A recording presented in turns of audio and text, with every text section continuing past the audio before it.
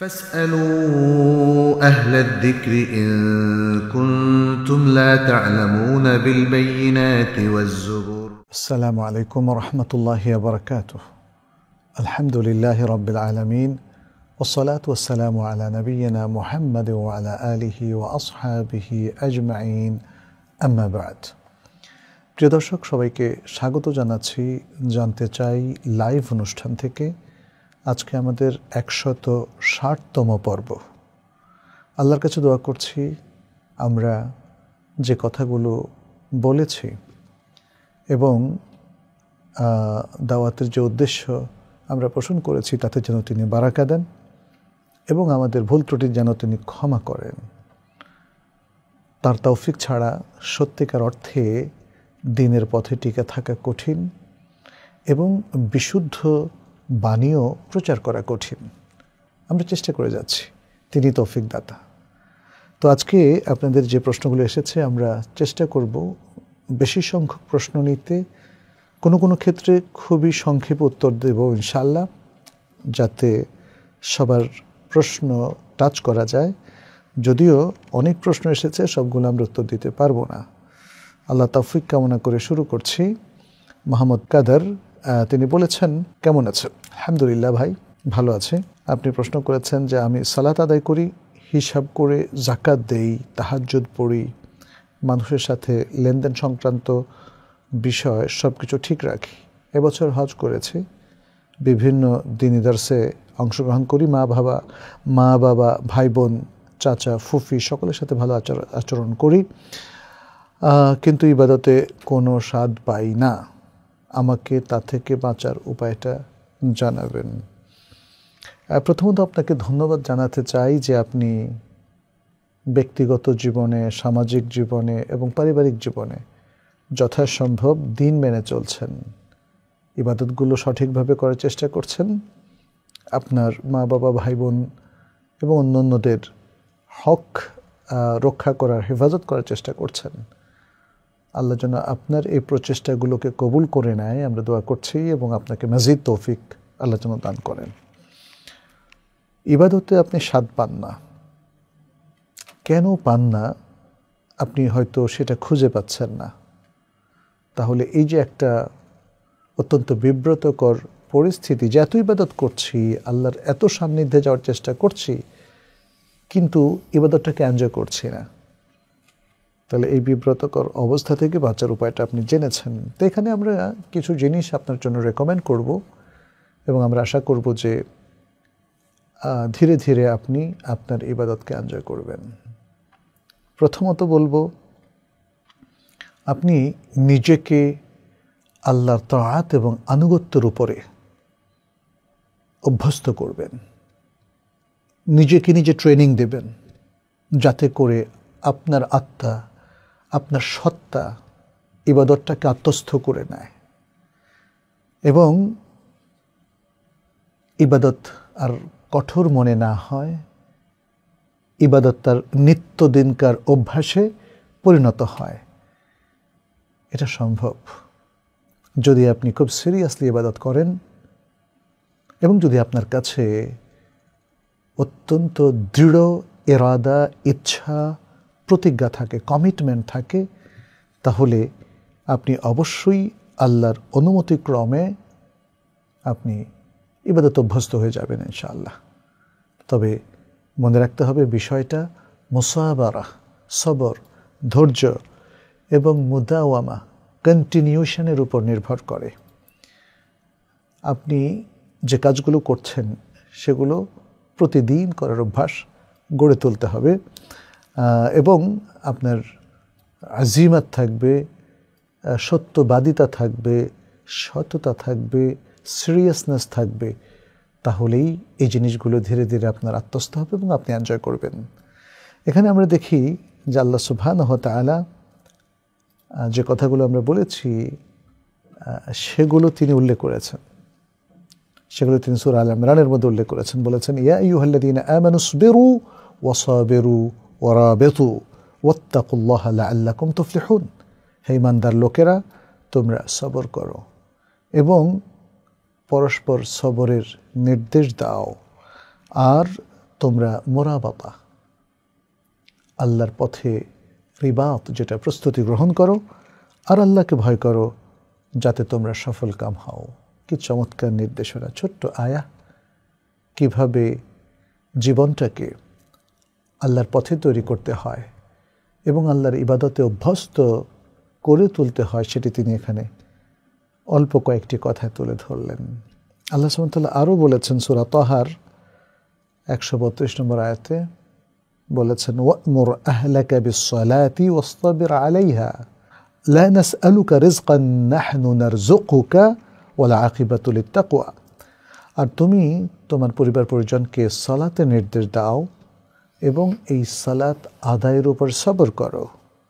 আমরা তোমার কাছে কোনো রিজিক চাই না, আমরাই তো তোমাদেরকে রিজিক দেই। আল্লাহ বলছেন আমিই তো, আমরা বলতে তিনি তার নিজেকে বোঝাচ্ছেন, রিজিক দেই, আর সুপরিণাম তাকওয়ার জন্য রয়েছে। তো আমরা দেখতে পাচ্ছি যে এখানেও আল্লাহ সুবহানাহু ওয়া তাআলা নির্দেশ দিচ্ছেন কিভাবে সালাতটাকে এনজয় করা যায়। এরপরে তিনি সূরা আল আনকাবুতের 69 নম্বর আয়াতে বলেছেন, ওয়াল্লাযীনা জাহাদু ফীনা লানাহদিয়ান্নাহুম সুবুলানা। আর যারা আমার পথে চেষ্টা, চরিত্র ও সংগ্রাম করে, অবশ্যই তাদেরকে আমরা আমাদের পথ প্রদর্শন করি। অতএব ইবাদত আল্লাহর পথ, কারণ ইবাদতের জন্যই তো আল্লাহ তাআলা সৃষ্টি করেছেন। সেই ইবাদতটাকেই যদি আমরা এনজয় না করি, এটা বড়ই দুর্ভাগ্য। কিন্তু আমরা এনজয় করতে চাই, এটাই হচ্ছে তার একটা পথ। সালাফের একজন বিখ্যাত ব্যক্তি আবু ইয়াজিদ, তিনি বলছেন, খুব চমৎকার একটা কথা, এটা সোনার অক্ষরে লিখে রাখার মতো, বলেছেন, মা জিলতু আসুকু নাফসি ইলাল্লাহি ওয়া হিয়া তাবকি হাত্তা সুকতুহা ওয়া হিয়া তাদহাক। তিনি বলেন, আমি আমার নিজেকে আল্লাহর দিকে চালিয়ে নিচ্ছি, টেনে হেঁচড়ে নিয়ে যাচ্ছি, যে অবস্থায় আমার আত্মা, আমার প্রবৃত্তি কাঁদছে, সে যেতে চায় না আল্লাহর পথে। এমনকি আমি এটাকে আল্লাহর কাছে নিয়ে গেলাম, হাত্তা সুকতুহা ওয়া হিয়া তাদহাক, এরপর সেটি হাসতে শুরু করল। তার মানে হচ্ছে প্রথম অবস্থায় অন্তরটা বিব্রত বোধ করছে, বিরক্তি বোধ করছে, কাঁদছে, না সে যাবে না আল্লাহর পথে। কিন্তু তিনি বললেন, মা জিলতু আসুকু, আমি তাকে নিয়েই চলেছি আল্লাহর অভিমুখী হয়ে, শেষ পর্যন্ত আমি তাকে হাসাতে পারলাম, আল্লাহর কাছে নিয়ে তাকে হাসাতে পারলাম। খুব চমৎকার কথা। একজন বিজ্ঞ ব্যক্তি বলেছিলেন, আলাজতু কিয়ামাল লাইলি সানাতান ওয়া তানাআমতু বিহি 20 সানা। তিনি বলেন, আমি 1 বছর ধরে কিয়ামুল লাইল কষ্ট করে পালন করলাম, এরপর 20 বছর ধরে কিয়ামুল লাইলকে এনজয় করলাম। তানাআমতু মানে এনজয় করলাম, ভালো লাগলো, আমার কাছে পড়তে ভালো লাগে। ইবনু রাজব তার মাজমু' রাসাইল ইবনু রাজবের মধ্যে উল্লেখ করেছেন চমৎকার আরেকটি কথা, বলেছেন, ওয়া'লাম আন্না নাফসাকা বিমানজিলাতি দাব্বাতিকা, জেনে রাখো তোমার নাফস, তোমার আত্মা, তোমার প্রবৃত্তি তোমার পশুর মতো, অর্থাৎ যেটা তোমার পরিবহন হিসাবে কাজ করে।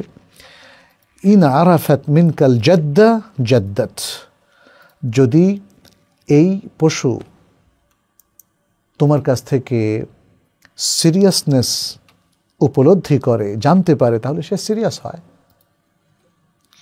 ওয়া ইন আরাফাত মিনকাল কাসাল তামাআত ফিকা ওয়া তালাবাত মিনকা হুদুদাহা ওয়া শাহওয়াতিহা, আর যদি সে তোমার কাছে কোনো অলসতা জানতে পারে, অলসতা দেখতে পায়, তাহলে সে তোমার মধ্যে আগ্রহবোধ করে এবং তোমার কাছ থেকে তার নিজের যে অংশ এবং তার নিজের যে ইচ্ছা, শাহওয়াত, সেটি চেয়ে নেয়। তাহলে মানুষ যখন সিরিয়াস হয়, তাহলে সে আর সবাইকে সিরিয়াস করতে পারে, এমনকি তার পশুকে, তার বাহনকে, তার পরিবহনকেও। আর যদি সে সিরিয়াস না হয়, তাহলে মনে হয় যেন আর সব কিছু তাকে অলস করে দিচ্ছে। দ্বিতীয় যে বিষয়টা আমরা বলবো, আপনার ইবাদতে মজা না পাওয়ার কারণ এবং যেটা পরিহার করা দরকার যাতে ইবাদতে আপনি মজা পান, সেটি হচ্ছে পাপ পরিত্যাগ করা। পাপ, অবাধ্যতা, কোরআন সুন্নাহর বিরোধিতা, অন্যায়, পাপাচার এবং খারাপ যত কাজ আছে সেগুলো থেকে আমাদেরকে দূরে থাকতে হবে। কারণ আমরা যখন পাপের মধ্যে লিপ্ত হই তখন পাপ হয়ে যায় একটা বাধা, আমাদের ইবাদতের পথে একটা বাধা। পাপ থাকলে ইবাদতের মজা থাকবে না, ইবাদতের মজা থাকলে পাপ থাকবে না, তাই না? খুব চমৎকার একটা বিষয় এখানে আছে। কারণ পাপ আমাদের অন্তরকে কাসি করে দেয়, কঠিন করে দেয়। অন্তরের মধ্যে একটা গেলদা, কঠোর ভাব চলে আসে এবং তার মধ্যে জাফা বা শুষ্কতা চলে আসে, যে সে আর নরম হয় না, সে আর বিনয়ী হয় না আল্লাহর জন্যে, আল্লাহর অভিমুখী সে আর চলতে ভালোবাসে না। এই জন্য ইমাম ইবনুল কাইয়িম রাহিমাহুল্লাহ খুব চমৎকার একটা কথা বলেছেন তার আদ্দা ও দাওয়া নামক গ্রন্থে। তিনি বলেছেন, ওয়াকুল্লামা কাতুরাতিদ দুনুব ইশতাদ্দাতিল ওয়াহদা, যখনই পাপ বেড়ে যাবে তখন একাকিত্ব ভয়ঙ্কর আকারে দেখা দেবে। ও আমারুল আইশি আইশুল মুস্তাওহিশিন আল খায়ফিন, তিনি বলছেন যারা একাকী জীবনে অভ্যস্ত হয়ে যায় এবং ভীত সন্ত্রস্ত জীবনযাপন করে তাদের জীবনটা অত্যন্ত তিক্ত জীবন। ও আতিয়াবুল আইশি আইশুল মুস্তানিসিন, আর যারা সকলে মিলেমিশে চমৎকার সম্প্রীতির মধ্য দিয়ে জীবনযাপন করে, একাকী নয়, তাদের জীবনটা হলো সবচেয়ে সুখী এবং সুন্দর জীবন। এখানে আরেকজন সালাফ খুব চমৎকার কথা বলেছেন, এরকম আর দু একটা কথা আপনাদেরকে একটু শোনাই। বলেছেন, আযনাবতু যামবান ফাহুরিমতু কিয়ামাল লাইলি সানাতান, আমি একটা পাপ করেছি, পরে এই পাপের কারণে পুরো একটা বছর ধরে আমি কিয়ামুল লাইল থেকে মাহরুম হয়েছি, বঞ্চিত হয়েছি। আরেকজন মনীষী বলেন, আযনাবতু যামবান ফাহুরিমতু ফাহমাল কুরআন, আমি একটা পাপ করেছি, ফলে কোরআন বোঝা থেকে আমি বঞ্চিত হয়েছি। ঠিক এরকমই বিষয়গুলোর ক্ষেত্রে বলা হয়ে থাকে। কি বলা হয়? এটা কবি বলেছেন, ইযা কুনতা ফি নি'মাতিন ফারঈহা, ইযা কুনতা ফি নি'মাতিন ফারঈহা ফাইন্নাল মাআসি তুযিলুন নি'আম। বলেছেন, যখন তুমি কোনো নিয়ামতের মধ্যে থাকো তাহলে সেটাকে পরিচর্যা করো, নিয়ামতটাকে তুমি পরিচর্যা করো। কারণ অবাধ্যতা এবং পাপ নিয়ামতকে রিমুভ করে দেয়, সরিয়ে দেয়, জায়েল করে দেয়। ওয়াহিব ইবনুল ওয়ার্দ রাহিমাহুল্লাহ একজন প্রখ্যাত স্কলার ছিলেন, তাকে প্রশ্ন করা হয়েছিল, মাতা ইয়াফকুদুল আবদু লাযযাতাল ইবাদাহ ইযা ওয়াকা'a ফিল মাসিয়াহ আও ইযা ফারিগা মিনহা। প্রশ্ন করা হয়েছিল যে কখন বান্দা ইবাদতের লজ্জাত হারিয়ে ফেলে, যখন সে কোনো পাপে লিপ্ত হয় তখন, নাকি যখন সে পাপটা করে তারপরে পাপ থেকে ফারিগ হয়, অবসর হয় তখন? ক্বালা, তিনি বলেছিলেন, ইয়াফকুদু লাযযাতাল ইবাদাতি ইযা হাম্মা বিল মাসিয়াহ, যে যখন কোনো ব্যক্তি কোনো পাপ কাজ করার ইচ্ছা পোষণ করে তখনই সে ইবাদতের লজ্জাত এবং মজাটা হারিয়ে ফেলে।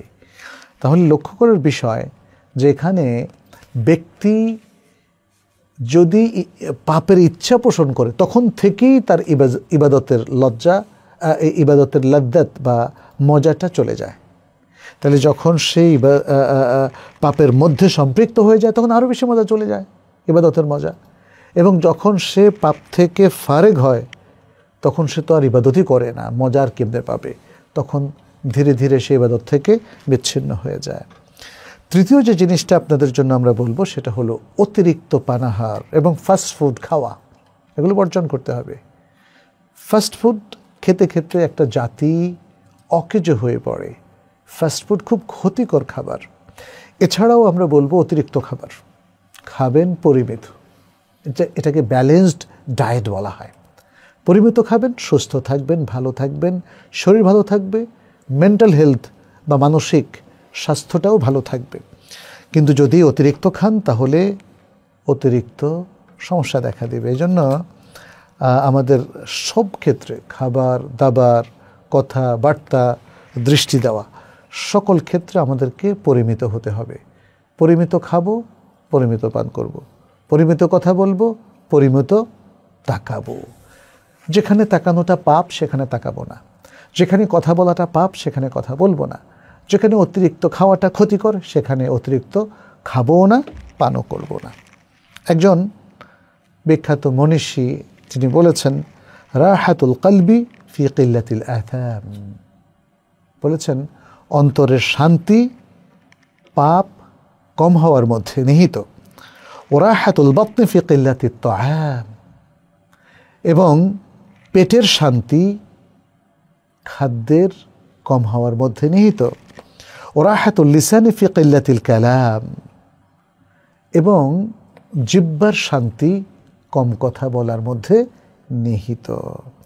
আরেকজন ব্যক্তি বলেন, লা তাকুলু কাসীরান, অনেক বেশি খায়ও না, ফাতাশরাবু কাসীরান, এবং অনেক বেশি পান করো না, ফাতানামু কাসীরান, তাহলে তোমাকে ঘুমাতে হবে অনেক বেশি, ফাতাখসারু কাসীরান, তাহলে তোমাকে অনেক ক্ষতিগ্রস্ত হতে হবে।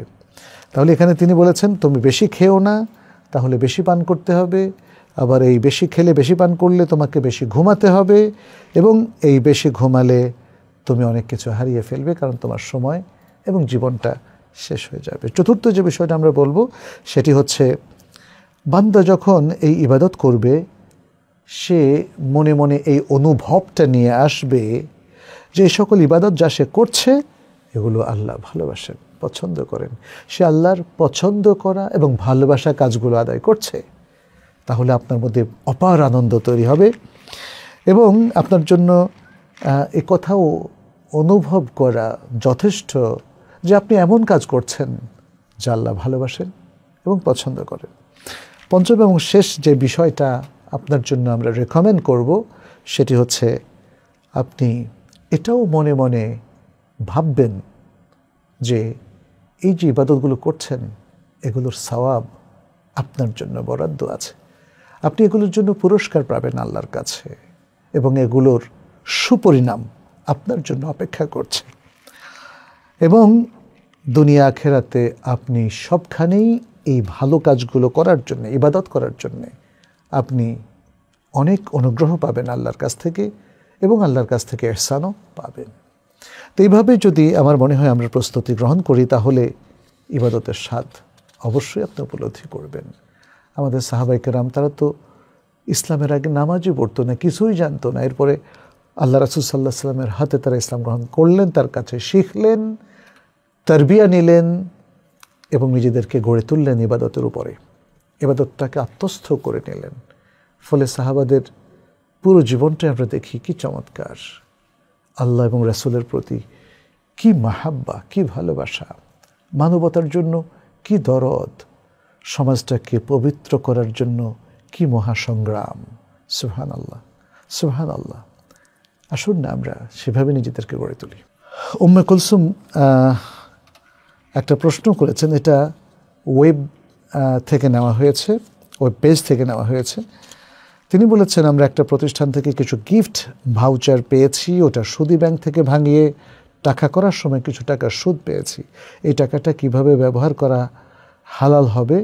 আমি সুদের টাকা নিতে চাচ্ছি না। অবশ্যই সুদের টাকা নেওয়াটা হারাম, তবে আপনি টাকা কাকে দেবেন? আপনার হাতে তো চলে এসছে।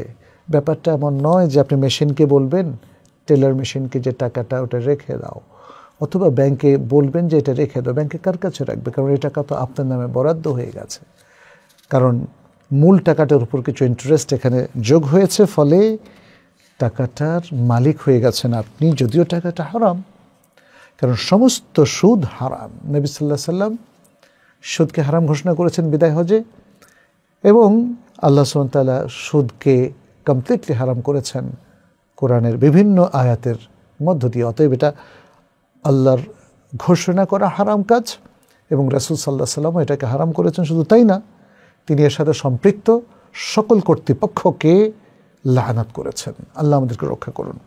আপনার কাছে যদি কখনো সুদ এসে যায় আপনার ইচ্ছার বিরুদ্ধে, যা আপনি নিতে চান না, অবশ্যই নিতে চাইবেন না, তখন আপনি এটাকে সওয়াবের নিয়ত ছাড়া জনকল্যাণে ব্যয় করবেন। এটাই হচ্ছে বিধান। আদিবা তাহসিন এলমি তিনি একটি প্রশ্ন করেছেন, বলেছেন অবিবাহিত থাকা অবস্থায় যদি শারীরিক আর্থ্রাইটিস এর মতো কোনো রোগ বা সমস্যা থাকে তাহলে বিয়ের আগে কি ছেলেকে এ বিষয়ে বলে নেওয়া ভালো হবে? বিয়ের আগে বললে অনেকেই এটাকে খারাপভাবে নেন, বিয়ে আর হয় না। আপনি বলেছেন আমাদের কাছে আপনি পরামর্শ চান। আচ্ছা, এখানে আমরা কিছু মূলনীতি আপনাকে দেই। কেউ যদি অসুস্থ হয়, ছেলে হোক অথবা মেয়ে হোক, যে অসুস্থ হয়, অসুস্থতা যদি সাময়িক হয়, সাধারণ হয়, তাহলে এটা জানানো প্রয়োজন নেই। কিন্তু যদি এটা ভয়াবহ হয়, ভয়ানক হয়, যেটা তাদের সংসার জীবনকে ব্যাহত করবে, কিংবা যে কারণে তাদের দাম্পত্য জীবন নষ্ট হয়ে যাবে, অথবা তারা সন্তান পাবে না, কিংবা তাদের সন্তান হলে সেই সন্তান ক্ষতিগ্রস্ত হবে, যেহেতু এখানে তাই না যে রক্তের গ্রুপেরও ব্যাপার আছে, ইত্যাদি নানা ধরনের বিষয় আছে। এবং কিছু রোগ আছে যে রোগগুলো মানুষ জেনেটিক্যালি বহন করে, এগুলো হচ্ছে ক্রনিক ডিজিজ। এই ডিজিজগুলো তাকে বলতে হবে। কিন্তু সাময়িক ডিজিজগুলো সেটা যত ভয়াবহই হোক বলাটা জরুরি নয়, যেহেতু সেটা ভালো হয়ে যাবে। যেমন কারো হয়তো হাত কেটে গেছে, এটা ভয়াবহ একটা ব্যাপার, তাই হাত কেটে যাওয়া, বাট এটা কিছুদিন পরে জোড়া লেগে যাবে। বাট তার ভেতরে যদি কোনো ভয়াবহ রোগ থাকে, যে রোগটা তাদের জীবনকে ধ্বংস এবং অতিষ্ঠ করে ফেলবে, সেটা তাকে অবশ্যই বলতে হবে। কেউ যদি বিয়ে করেন সেটা জেনে শুনেই করবেন। এক্ষেত্রে যিনি বিবাহের পয়গাম দিচ্ছেন পুরুষ, তিনি মাখতুবা ব্যক্তির অর্থাৎ যাকে বিবাহ করার জন্য প্রস্তাব দেওয়া হচ্ছে সে মহিলার রোগ সম্পর্কে তার জানা আর যে বিষয়গুলো, সেটাকে আমরা কিছু মূলনীতির মধ্যে ফেলতে পারি। প্রথম মূলনীতি হচ্ছে যে এই রোগটা তাদের দাম্পত্য জীবনের উপর প্রভাব বিস্তার করবে এবং স্বামীর অধিকার রক্ষার ব্যাপারে বা স্বামীর বা স্ত্রীর বা সন্তানদের অধিকার রক্ষার ব্যাপারেও এটার একটা প্রভাব কাজ করবে। অর্থাৎ দেখা যাবে যে এই রোগটার কারণে হয়তো স্ত্রী স্বামীর অধিকারগুলো রক্ষা করতে পারবে না এবং স্বামীর সন্তানদেরকে দেখাশোনা করতে পারবে না। এমত অবস্থায় এই রোগ সম্পর্কে এই বরকে বা স্বামীকে জানিয়ে দিতে হবে। সে জেনে শুনে বিয়ে করলে ওকে, তা নাহলে এটা ধোঁকা বলে গণ্য হবে। দ্বিতীয় হচ্ছে যে এই রোগটা যদি এমন হয় যে মহিলাকে যে কারণেই হোক দেখতে ভয়াবহ লাগে অথবা তার দুর্গন্ধ আছে, এখন এই রোগটাকে কিভাবে ছুপানো হলো, গোপন করা হলো, যে তাকে হয়তো বিউটি পার্লারে গিয়ে সাজিয়ে আনা হলো, ফলে স্বাভাবিক অবস্থায় তাকে দেখতে যতটা কুৎসিত দেখায় সে এখন দেখতে অনেক ভালো লাগে, তার রংটাও পাল্টে গেছে, তাকে মেকআপ দিয়ে একদম চেঞ্জ করে ফেলা হয়েছে।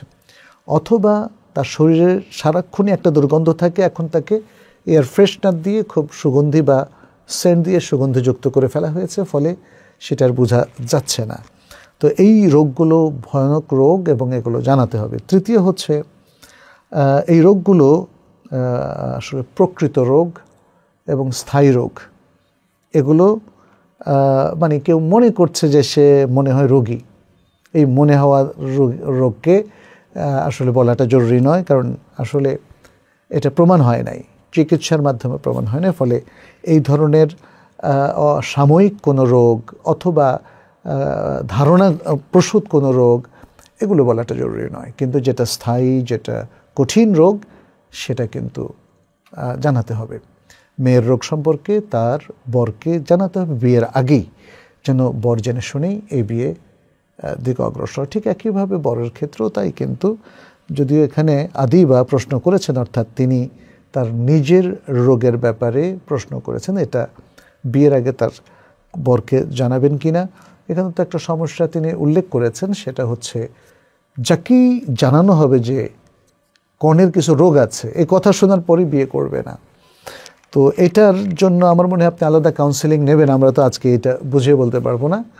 আপনি আলাদা কাউন্সেলিং নিতে পারেন যে এই অবস্থায় আসলে তাহলে আপনার বিয়েটা কোন পন্থায় কিভাবে সহজ হতে পারে। আচ্ছা, এখানে আমরা জাস্ট একটা ছোট্ট ফাতোয়া বলে শেষ করব। এমনি তো ফাতোয়া আছে, দেখা যাচ্ছে সৌদি আরবের স্থায়ী ফাতোয়া কমিটির ফাতোয়া আছে, শেখ বিন বাজ সহ অনেকেরই ফাতোয়া আছে, শেখ সালেহ আল ফাউজানের ফাতোয়া আছে, যে আমরা যে কথাগুলো বললাম সেরকমই ফাতোয়া। আসলে তাদের ফাতোয়ার আলোকে আমরা কথা বলেছি। কঠিন রোগের ক্ষেত্রে এটা অবশ্যই বলতে হবে, তবে সহজ কিংবা সাময়িক সাধারণ কোনো রোগের ক্ষেত্রে সেটা বলাটা জরুরি নয়। এখানে শেখ মোহাম্মদ বিন সালেহ বিন উসাইমিন রাহিমাহুল্লাহর একটা প্রশ্ন আমরা এখানে উল্লেখ করি। তাকে জিজ্ঞেস করা হয়েছিল যে একজন পুরুষ একজন মহিলাকে প্রস্তাব দিয়েছে এবং এই মহিলা সম্পর্কে জানা যায় যে তার শারীরিক কিছু ত্রুটি আছে, সৃষ্টিগত কিছু ত্রুটি আছে, হয়তো ঠোঁট কাটা, অমুক তমুক, এই সেই। তো তাহলে এই যে আয়েব, এই যে ত্রুটি, এটা কি গোপন রাখা যাবে নাকি এটা বলতে হবে ইত্যাদি। তিনি উত্তর করেছিলেন, ইদা খাতাবাল ইনসানু ইমরাআতান ওয়া ফিহা আইবুন মুস্তাতিরুন ওয়া মিনান নাস মান ইয়ালামুহু ফাইন সাআলা আল খাতিবু আনহা ওয়াজাবা আলাইহিল বায়ান। বলছে, যদি কোনো ব্যক্তি কোনো মহিলাকে বিবাহের পয়গাম দেয় এবং মহিলার মধ্যে কোনো ত্রুটি, গোপন ত্রুটি থাকে, মানুষের মধ্যে অনেকেই সে ত্রুটি জানে, তাহলে যদি বর, যিনি প্রস্তাব দিচ্ছেন, তিনি যদি সেই ত্রুটি সম্পর্কে জিজ্ঞাসা করেন, তাহলে যিনি জানেন তার উপর ওয়াজিব হলো এটা বলে দেওয়া যে হ্যাঁ, এ মেয়ের এ ত্রুটি আছে। এটা খুব স্পষ্ট কথা। আর যদি বর গোপন কোনো রোগ সম্পর্কে জিজ্ঞেসই করলো না, সে সেই আলাতুল মহিলাকে দেখে রাজি হয়ে গেল, তাহলে কি হবে? তাহলেও তাকে জানাতে হবে, কারণ এটা স্থায়ী ভয়ঙ্কর রোগ। আজকে যদি না জানে, কালকে তো জানবে, তখন বলবে যে তুমি আমাকে ধোঁকা দিয়েছ, তখন অবস্থা আরও ভয়াবহ হবে। অতএব এটা তাকে জানাতে হবে। শেখ বলতেছেন, লিআন্না হাযা মিন বাবিন নাসিহা, কারণ এটা তো নসিহা, এটা করতে হবে। এই নসিহা যদি করা না হয় তাহলে ক্ষতিগ্রস্ত হবে সব কর্তৃপক্ষ। অতএব এই ধরনের ত্রুটি থাকলে সেটা জেনে শুনেই কেউ তাকে বিয়ে করবেন। নাদিম মাহমুদ শাকিল বলেছেন, আপনার দুটো প্রশ্ন আছে। একটা প্রশ্নে আপনি বলেছেন যে একজন মুসলিমের জন্য আকীদার কতটুকু জ্ঞান অর্জন করা ফরজ এবং কতটুকু আকীদার জ্ঞান অর্জন করলে একজন মুসলিম নাজাত পেয়ে যাবে। আকীদার কিছু জরুরি জ্ঞান আছে, যেমন ঈমানের 6টা রোকন, ইসলামের 5টা রোকন এবং তাওহীদের মৌলিক বিষয়গুলো, যেমন তাওহীদুর রুবুবিয়্যা, উলুহিয়্যা, আল আসমা ওয়াস সিফাত। হ্যাঁ, এরকম যে আকীদার মৌলিক বিষয় আছে, এটা আসমানি কিতাব সম্পর্কেও আছে। যেমন শেষ কিতাব, এটাই হলো আমাদের দুনিয়াবাসীর সবার জন্য, যে ধর্মের অনুসারী হন না কেন, সবার জন্য এটাই হলো এখন একমাত্র বৈধ কিতাব। বাকিগুলো সব রহিত হয়ে গেছে এবং অ্যামেন্ডেড হয়ে গেছে, বাতিল হয়ে গেছে। তো এই যে বিষয়গুলো, ফেরেশতাদের সম্পর্কে, আখিরাত সম্পর্কে, তাকদীর সম্পর্কে ইত্যাদি, তাকে কোর ইসলামের বিলিফটা সঠিকভাবে ধারণ করতে হবে এবং ইসলাম বিরোধী যে চিন্তা চেতনাগুলো আছে সেটাও জানতে হবে, যাতে করে সে সেগুলো বর্জন করতে পারে। তাহলে আকীদার এই জরুরি জ্ঞানগুলো একজন মুসলিম যদি জানে, তাহলে সে শিরক, কুফরি, নাস্তিকতা, বেদাত, পাপ ইত্যাদি থেকে নিজেকে বাঁচিয়ে রাখতে পারবে এবং তখন সেটা তার জন্য যথেষ্ট হবে। আচ্ছা, দ্বিতীয় প্রশ্ন করেছেন, আপনাদের 1 বছর মেয়াদী যে কোর্সটি রয়েছে এবং সে কোর্সে আকীদা সম্পর্কে যতটুকু শেখানো হয় তাকে আখিরাতে মুক্তির জন্য, ফরজ জ্ঞান অর্জনের জন্য যথেষ্ট? আমরা আকীদার 2টো কোর্স দিয়েছি, একটা ফার্স্ট সেমিস্টার, একটা সেকেন্ড সেমিস্টার। তো এই 2টো কোর্সই যদিও খুব সংক্ষিপ্ত, বাট ইসলামের কোর আকীদাগত বিষয়গুলো, ইমানের বিষয়গুলো নিয়ে আমরা এখানে চেষ্টা করেছি আপনাদেরকে সমৃদ্ধ আলোকিত করতে। আমরা আশা করি যে আপনারা যদি এই জিনিসগুলো ভালো করে বুঝেন, উপলব্ধি করেন, আর কখনো কখনো আরেকটু ইলাবোরেটলি পড়েন, তাহলে কিন্তু অবশ্যই আপনার মূল আকীদাটা রপ্ত হয়ে যাবে। কারণ আসলে পড়ার তো কোনো শেষ নাই। আর দেখা যাচ্ছে যে একটা কোর্স বা একটা বইয়ের মধ্যে বা একটা ইয়ার বা 3টা ইয়ারে আমরা যা পড়ছি, তারপরে আরও অনেক কিছু বাকি থেকে যায়, তাই না? অতএব আমরা মানে দাবি করব না যে একদম এক্স্যাক্টলি একজন মুমিনের যা যা দরকার সবই এখানে আছে।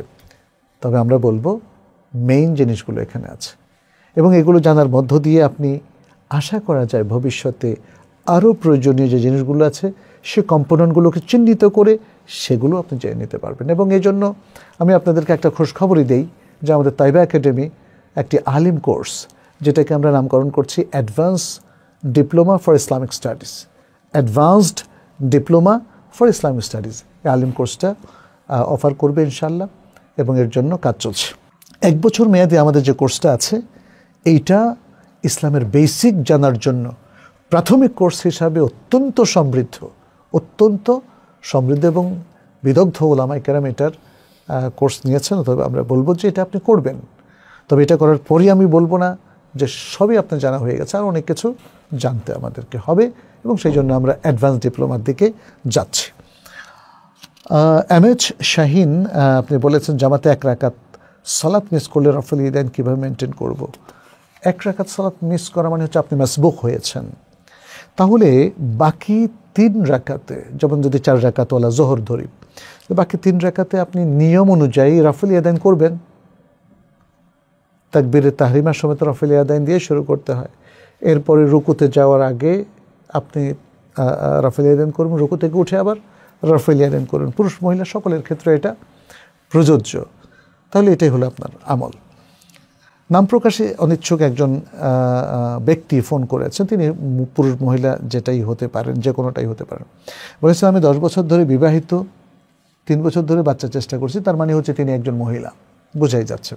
1.5 বছর আগে আমার একটা অপারেশনও হয়েছে বন্ধ্যাত্বজনিত। ডাক্তার বলেছে টেস্ট টিউব বা অন্য কোনো হালাল পদ্ধতি চেষ্টা করতে। টেস্ট টিউব অনেক ব্যয়বহুল এবং এ সকল প্রসেস হালাল হলেও স্বামীর সায় পেতে কষ্ট হচ্ছে। অনেকে বলেন জিন থাকলে তাড়াতে রুকিয়া করতে, কিন্তু সেক্ষেত্রে আপনার পরামর্শ কি? রাকে দিয়ে করাতে আমার দ্বিধা করছে। আজকাল অনেক অদ্ভুত স্বপ্ন দেখছি, এবং স্বামী স্ত্রীর ভেতর দ্বন্দ্ব হওয়ার পর যে কোনো মুহূর্তে স্বামী স্ত্রীর ভিতর বন্ধ হবার নয়, এমন দেখা যাচ্ছে যে এরকম না থাকলেও মুহূর্তে আবার দ্বন্দ্ব লেগে যাচ্ছে, দ্বন্দ্ব হওয়ার কোনো রিজন না থাকলেও। তা আপনি বলছেন যে এই অস্বাভাবিক জিনিসগুলো আপনার জীবনে ঘটছে, আপনি বলছেন এগুলো কিসের আলামত, কি করে বন্ধ্যাত্বের জন্য শিফা পাবো?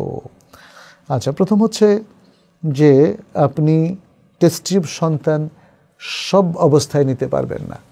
টেস্ট টিউব স্বামী এবং স্ত্রীর স্পার্ম এবং স্ত্রীর ডিম্বাণু এর মধ্যে সীমাবদ্ধ থাকতে হবে, এবং এমনকি এটা যদি টিউবে স্থাপন করে পরে নারীর জরায়ুতে রাখতে চায়, তাহলে অন্য নারীর জরায়ুতে রাখা যাবে না, এই নারীর তার স্ত্রীর জরায়ুতেই রাখতে হবে।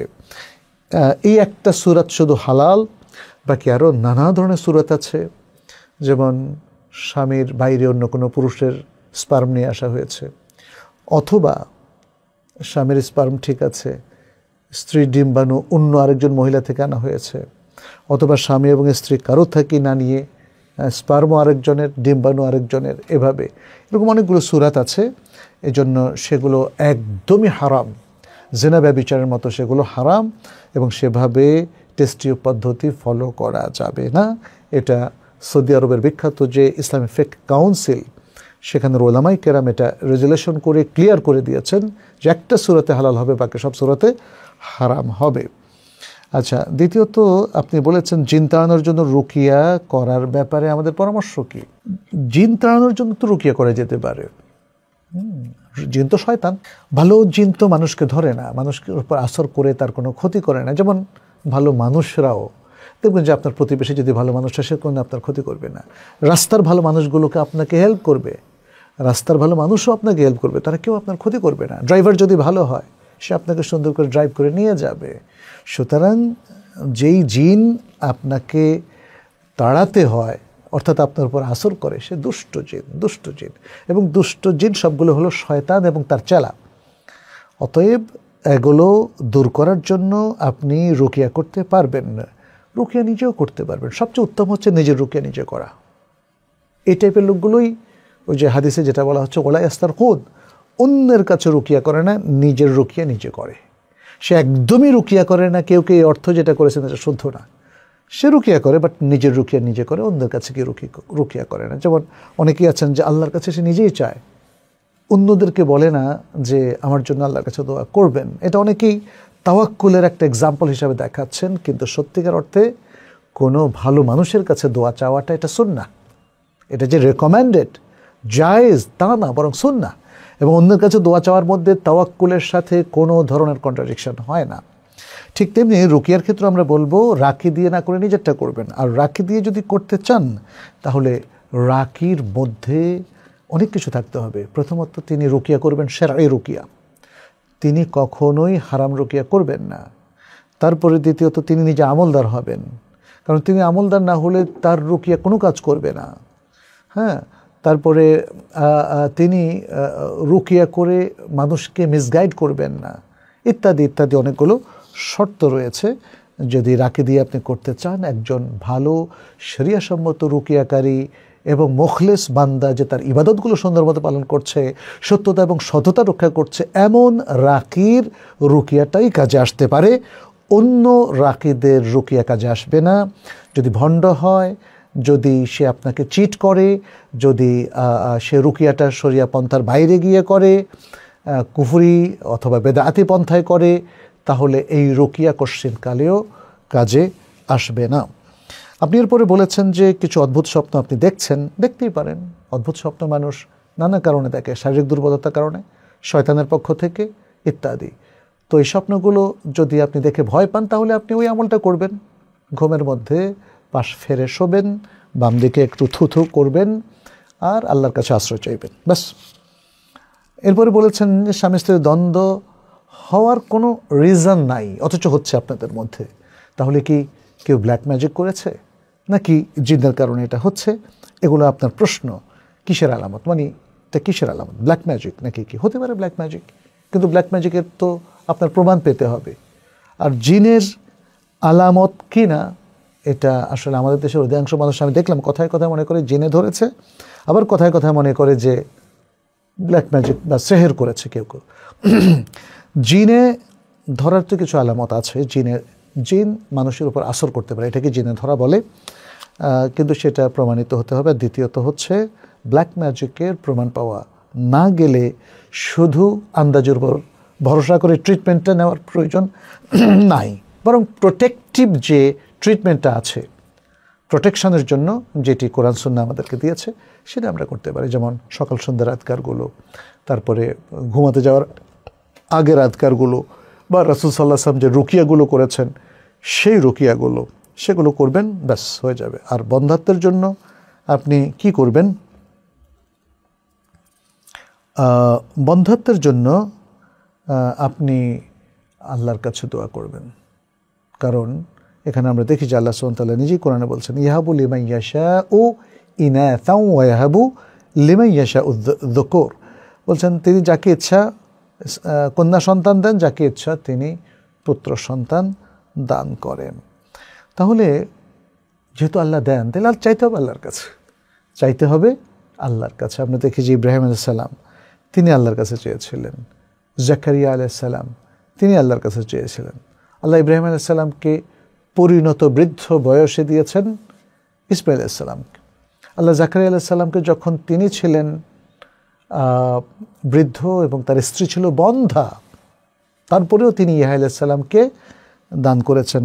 আল্লাহ সুবহানাহু ওয়া তাআলা যেমনটি তিনি বলেছেন হুনালিকা দাআ জাকারিয়া রাব্বাহু ক্বালা রাব্বি হাবলি মিন লাদুনকা যুররিয়াতান তাইয়্যিবাতান ইন্নাকা সামিউদ দুআ فنادته الملائكة وهو قائم يصلي في المحراب أن الله يبشرك بيحيى। কি চমৎকার, তাই না? এভাবে আমরা দেখি যে দোয়া হচ্ছে মিন আহাম আসবাব তাইসিরুল ইনজাব, মানুষের বন্ধাত্ব দূর করে তাকে উর্বর করে সন্তান সম্ভবা করার মোক্ষম একটা হাতিয়ার হচ্ছে দোয়া। এই জন্য আপনারা বেশি বেশি দোয়া করবেন, আল্লাহর কাছে কান্নাকাটি করে চাইবেন, তাহাজ্জুদ পড়ে চাইবেন।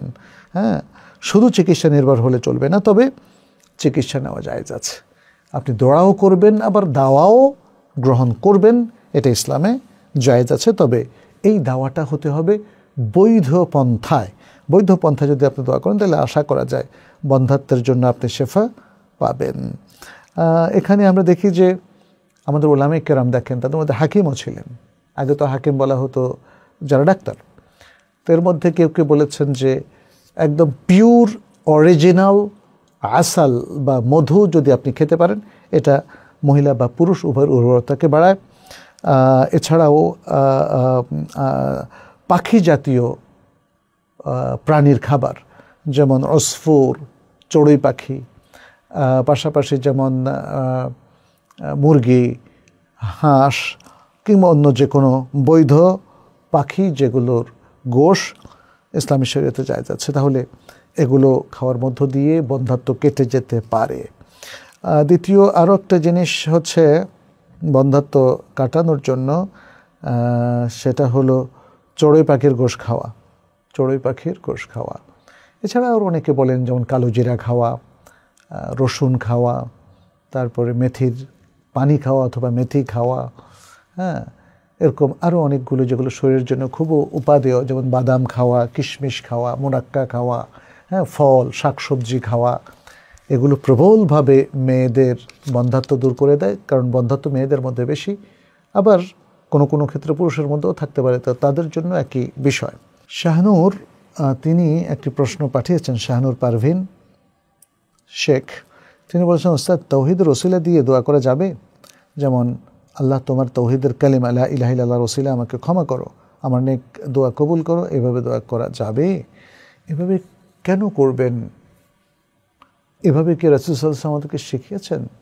আমরা রাসূল সাল্লাল্লাহু আলাইহি ওয়াসাল্লামের দোয়ার মানে যে ওসিলা করে দোয়া করতেন সেটা তিনটা জায়গায় পাই। এক হলো দোয়ার ওসিলা, হ্যাঁ, একটা হলো দোয়ার ওসিলা। এখন এই দোয়াটা কি সৎ মানুষের দোয়া হতে পারে, যেমন নবী সাল্লাল্লাহু আলাইহি ওয়াসাল্লামের জীবদ্দশায় সাহাবায়ে কেরাম তার কাছে দোয়া চাইতেন। দ্বিতীয় হলো আমলে সালেহের দোয়া, আমলে সালেহের ওসিলা, আমলে সালেহ, যে রব্বানা আমান্না ফাগফির লানা, হে আল্লাহ আমরা ঈমান এনেছি অতএব আমাদেরকে ক্ষমা করো। তাহলে ঈমানের ওসিলায়, আমলে সালেহের ওসিলায়, আমি দান করলাম দানের ওসিলায়, এগুলো আমার কাজ, অতএব এই ওসিলায় আল্লাহর কাছে দোয়া চাইতে পারবো, এটা কোরআনে হাদিসে ভরপুর। তৃতীয় হচ্ছে আত-তাওয়াসসুল বিআসমাইল্লাহি ওয়া সিফাতি, আল্লাহর সুন্দর সুন্দর নাম এবং গুণাবলী দিয়ে তাওয়াসসুল করা বা ওসিলা দেওয়া।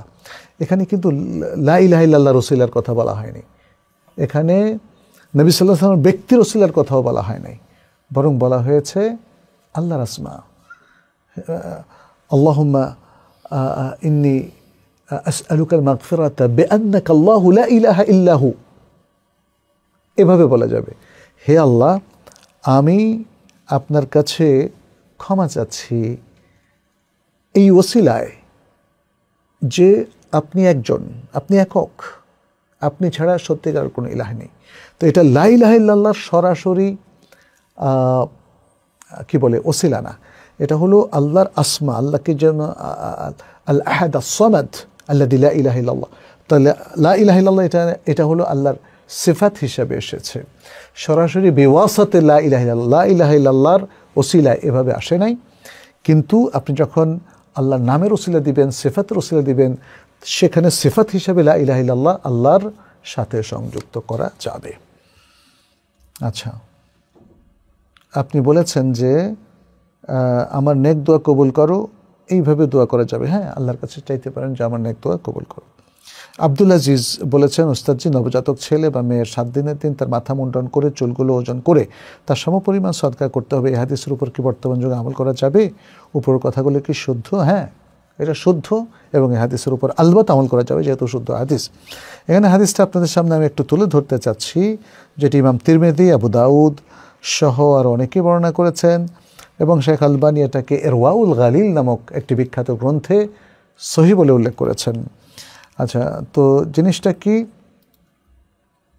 সেটা হলো নবী সাল্লাল্লাহু আলাইহি ওয়াসাল্লাম বলেছেন, কুল্লু গুলামিন রাহিনাতুন বিআকিকাতিহি, প্রত্যেক নবজাতক শিশু তার আকিকা দ্বারা সে আবদ্ধ, আকিকার বন্ধনে সে আবদ্ধ। আকিকা করলে তার এই বন্ধনটা টুটে যাবে। তুযবাহু আনহু ইয়াওমা সাবিহি, তার থেকে তার থেকে একটা আকিকা কুরবানি করা হবে তার জন্মের 7ম দিনে। ওয়ুসাম্মা ফিহি, এবং সেই দিনে তার নাম রাখা হবে। ওয়ুহলাকু রাসুহু, এবং সেই দিন তার মাথা মুন্ডন করা হবে। এখানে রাসুহু দেখতে পাচ্ছেন পুংলিঙ্গ, অর্থাৎ ছেলে হলে তার মাথা মুন্ডন করা হবে, সেটা বলা হয়েছে। এই হাদিসটি ইমাম তিরমিজি, আবু দাউদ বর্ণনা করেছেন। শেখ আলবানী রাউল গালিলের মধ্যে এই হাদিসটাকেও সহি বলে উল্লেখ করেছেন। আচ্ছা, এখন এখানে বলা হচ্ছে ইয়াসুন্নু হালকু রাসিল গোলাম। তাহলে এখানে উত্তর হবে যে যদি খুর দিয়ে বাচ্চার মাথার চুল ফেলা সম্ভব হয়, ইন আমকানা, এবার বলা হচ্ছে সম্ভব হয়, তাহলে সেটা হলক করাটা উত্তম। ওয়া ইন খিফা আলা সাবিয়্যি মিনাল মুসা ফাবিল মাকিনা আও মা তায়াসসার। আর যদি ভয় হয় যে বাচ্চাকে ছুরি দিয়ে চুল ফেললে তাহলে তার মাথা কাটা যেতে পারে, তাহলে সে মাকিনা দিয়েও করতে পারবে, অথবা যেভাবে সহজ সেভাবে করতে পারবে। এখানে মনে রাখতে হবে এই যে হলক করার বিধানটা ছেলে শিশুদের ক্ষেত্রে, মেয়ে শিশুদের ক্ষেত্রে বিধান হলো হলক করা যাবে না। ওলামা উল্লাজনা দায়েমা লিল ইফতা, সৌদি আরবের উচ্চ ওলামা পরিষদ স্থায়ী ফতোয়া কমিটির ওলামাদেরকে জিজ্ঞেস করা হয়েছিল, তারা বলেছিলেন লা ইউশরাউ হালকু রাসিল মাউলুদ ইযা কানা উনসা, যখন মাউলুদ মহিলা হবে, মেয়ে হবে, তখন তার মাথার চুল ফেলা যাবে না। আচ্ছা, এখন সাদাকা করা যাবে কিনা? সাদাকা করলে সেটা কি স্বর্ণ পরিমাণ না ফেদ্দা পরিমাণ? উত্তর হচ্ছে সাদাকা করা যাবে, এটা সহি, হাদিসটা সহি, এবং সেটা রূপা পরিমাণ। ইমাম তিরমিজি আলী ইবনে আবি তালিব রাদিয়াল্লাহু তাআলা আনহু থেকে বর্ণনা করছেন, বলছেন আক্কা রাসূলুল্লাহ সাল্লাল্লাহু আলাইহি ওয়াসাল্লাম আনিল হাসান বিশাত, রাসূলুল্লাহ সাল্লাল্লাহু আলাইহি ওয়াসাল্লাম হাসান থেকে একটি ছাগল দিয়ে কুরবানি করলেন। ওয়াকালা ইয়া ফাতিমা, বললেন হে ফাতিমা, ইহলিকি রাসাহু, তুমি তার মাথা হলক করে দাও। ওয়া তাসাদ্দাকি বেজিনাতি শা'রিহি ফিদ্দাতান, এবং তার মাথার চুলকে ওজন করে সেই পরিমাণ রূপা তুমি সদকা করে দাও। তো এখানে যেটা আমরা দেখতে পাচ্ছি, তিনি বলেছেন যে যেন তিনি কি করেন, ওটাকে ওজন করেন। আর এখানে হাদিসে এসেছে ফাতিমা নবী সাল্লাল্লাহু আলাইহি ওয়াসাল্লামের নির্দেশে সেটাকে ওজন করলেন। সে ওজনটা ছিল 1 দিরহাম বা দিরহামের কিছু অংশ, পুরো 1 দিরহাম হয় নাই। শেখ আলবানী হাদিসটাকে শুদ্ধ বলেছেন সহিহ তিরমিজির মধ্যে।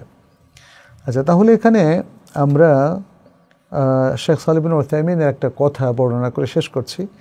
তিনি বলেছেন শা'রুল মাউলুদ ইউহলাকু ফিল ইয়াউমিস সাবি' ইযা কানা যাকারান ওয়া আম্মা আল উনসা ফালা ইউহলাকু রাসুহা ওয়া ইযা হালাকা শা'রুর রাস ফাইন্নাহু ইয়াতাসাদ্দাকু বিওয়াজনিহি ফাদলাহু কামা ফিল হাদিস। বলেছেন নবজাতকের চুল 7ম দিনের দিন যদি সে যাকার হয়, অর্থাৎ পুরুষ হয়, পুরুষ সন্তান হয়, তাহলে সেটা কাটা যাবে। আর যদি মেয়ে সন্তান হয় তাহলে সেটা বা তার মাথার চুল কাটা যাবে না। ওয়া ইযা হালাকা শা'রার রাস, যখন মাথার চুল হলক করা হবে, ফাইন্নাহু ইয়াতাসাদ্দাকু বিওয়াজনিহি ফিদ্দাতান, তাহলে সেই পরিমাণ রূপা, অর্থাৎ ওজন করে সেই পরিমাণ রূপার সাদকা করবে। এটা শেখ বিন উসাইমিন বলেছেন কামা জাআ ফিল হাদিস, যেমনটি হাদিসের মধ্যে এসেছে। এরপরের প্রশ্নটা আমরা একটু দ্রুত যাই। রইসউদ্দিন আনোয়ার বলেছেন দুনিয়া ও আখিরাতে নাজাতের পথ কি এবং কি কাজ ও আমল করে আল্লাহর দয়া জান্নাতে যেতে পারবো, আর জাহান্নাম থেকে দূরে যেতে আল্লাহর দয়া জান্নাতে দাখিল হব। মনে রাখবেন আপনাকে দুটো মেন কাজ করতে হবে। একটা হলো ভালো কাজ, ফরজ, ওয়াজিব এবং জরুরি কাজগুলো করতে হবে, এটা একটাও ছাড়া যাবে না। জরুরি কাজগুলো করতে হবে। সবচেয়ে বড় জরুরি কাজ হচ্ছে ঈমান আকীদার এই যে আমলগুলো, ইমানের রোকনগুলো, মানে খুব জরুরি নলেজগুলো আমাদেরকে অর্জন করতে হবে, চেতনাটাকে শুদ্ধ রাখতে হবে, আকীদাটাকে শুদ্ধ রাখতে হবে। দ্বিতীয় হচ্ছে আপনার ইসলামের যে রোকনগুলো, এগুলো আমল, এগুলো বোঝা, এগুলো কীভাবে আদায় করব, এবং এর বাইরে ইসলামের হালাল হারামের যে বিধানগুলো সেটা জানা এবং আখলাক জানা। তাহলে এই আমলগুলো যদি আপনি করতে পারেন তাহলে আপনি জান্নাতে যেতে পারবেন। তবে পাশাপাশি আল্লাহ এবং রাসূলের অবাধ্যতা থেকে নিজেকে বাঁচিয়ে রাখতে হবে, কুফর শিরক এবং নাস্তিকতা থেকে, বেদাত থেকে নিজেকে বাঁচিয়ে রাখতে হবে। জাহান্নাম থেকে বাঁচলেই তো জান্নাত পাওয়া যাবে। যদি আমি কিছু ভালো কাজ করলাম আবার প্রচুর পরিমাণে পাপ করলাম, তাইলে জান্নাত জাহান্নাম দুটো মিলে কোনোটাতে আপনি মানে জান্নাতে যেতে পারবেন না, জাহান্নামে যাবেন। কারণ জান্নাত জাহান্নাম দুটোর কাজ যে করবে তার মাসির গন্তব্যস্থল হবে জাহান্নাম, জান্নাত সে পাবে না। আর যদি একজন মানুষ ভুল করে কিছু কিন্তু সে জান্নাতের কাজ বেশি করছে, তাহলে বাকিটা আল্লাহ ক্ষমা করে তাকে জান্নাত দেবেন। তা আমার কাছে মনে হয় নিজেদের কাজের কৃতিত্বর উপর আমরা নির্ভর করব না, আমরা সবসময় আল্লাহর দয়ার উপরে থাকব, আল্লাহর জন্য কাজ করব, আল্লাহকে খুশি রাখব, আর আল্লাহ এবং রাসূলের অবাধ্যতা থেকে নিজেদেরকে বাঁচিয়ে রাখব। তাহলে জাহান্নাম থেকে মুক্তি সহজ হবে এবং জান্নাতে যাওয়া সহজ হবে। মোহাম্মদ গোলাম রাব্বি বলেছেন, রাসূলুল্লাহ সাল্লাল্লাহু আলাইহি ওয়াসাল্লাম বলেছেন, আত্মমর্যাদা ইমানের অংশ আর আচরণে উগ্রতা কপটতার লক্ষণ। সুনানে বাইহাকির এই হাদিসটি কি সহিহ? সুনানে বাইহাকির যে হাদিসটা এসেছে আপনি তো একটু ভিন্ন তর্জমা করেছেন। যেই হাদিসটা সুনান তিরমিজির মধ্যে, সুনান আল বাইহাকির মধ্যে এসেছে, সেই হাদিসটা হলো আল হায়াউ ওয়াল ইয়ু অথবা ওয়াল আইয়ু শু'বাতান মিনাল ঈমান ওয়াল বাযাউ ওয়াল বায়ানু শু'বাতান মিনান নিফাক। এইটা তাহলে হায়া এর শাব্দিক অর্থ হচ্ছে লজ্জা, আর আল ইয়ু শাব্দিক অর্থ হচ্ছে কথা থেকে চুপ থাকা। এটার একটু ব্যাখ্যা আমরা বলছি। বলা হচ্ছে লজ্জা এবং কথা থেকে চুপ থাকা এটা ইমানের দুটো অংশ। আর এক্সট্রাভ্যাগেন্সি, বেশি তাবযীর অথবা কথা বেশি বলা এবং বেশি বেশি খরচ করা, এটা হলো নেফাকের দুটো শাখা। আচ্ছা, এখানে আল হায়া এর ব্যাখ্যায় আমরা দেখতে পাচ্ছি ওলামায়ে কেরাম তারা বলেছেন এর অর্থ হলো বান্দা ফরজ ওয়াজিবগুলো মেনে চলা, মানে লজ্জা থাকা যে ফরজ ওয়াজিবগুলো না মেনে কেমনে চলি, তাই না? এই জন্য এখানে একটু কেনায়াতান বলা হয়েছে। তাহলে ফরজ ওয়াজিব সহজ জরুরি আমলগুলো মেনে চলাটা এখানে আল হায়া, এবং কোনো পাপ সে করতে পারবে না, এটা হলো আল হায়া। আর আল ইয়ু যেটা বলেছে সেটা হচ্ছে কথা থেকে চুপ থাকা, এবং এখানে মূলত যে সমস্ত কাজের মধ্যে পাপ আছে সেগুলো থেকে নিজেকে মুক্ত রাখা, এটা হলো আল ই। তাহলে সেটাই বলা হচ্ছে। তাহলে লাজুকতা এবং শরীয়তের জরুরি আমল করা, আর চুপ থাকা এবং পাপ থেকে মুক্ত থাকা, এটা ইমানের দুটো অংশ, এটা বলা হয়েছে। তো এরপরে যে বলা হয়েছে অন্য যে খারাপ গুণ, সেটা এখানে কি বলা হলো? ওয়াল বাযাউ ওয়াল বায়ানু, ওয়াল বাযাউ ওয়াল বায়ানু। তাহলে আমরা বুঝতে পারলাম যে হাদিসটা শুদ্ধ। বাদা এবং বায়ান, হ্যাঁ, এটার অর্থ হলো ফাসাহাতুল লিসান, খুব শুদ্ধ ভাষায় কথা বলা, মুখের মধ্যে কোনো জড়তা না থাকা, হ্যাঁ, এই ধরনের বিষয়গুলো। এটা হলো কি বলা হলো? শু'বাতানি মিনান নিফাক, মানে